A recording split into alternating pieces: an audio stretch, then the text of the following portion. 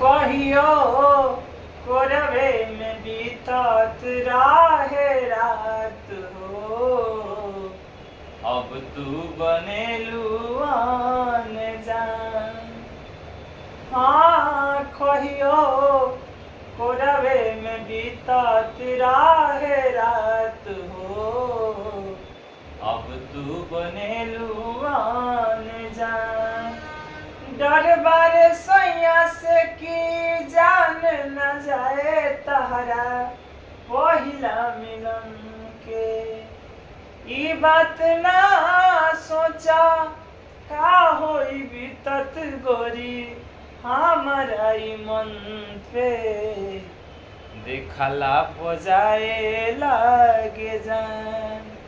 हाँ कहियो कोरवे में बीतात राहे रात हो, अब तू बनेलू आन जान।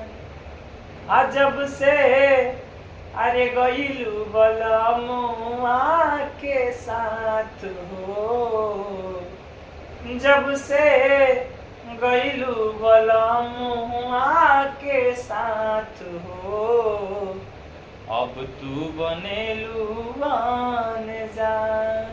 हाँ कहियो कोरवे में बीतात राहे रात हो, अब तू बनेलू आन जान।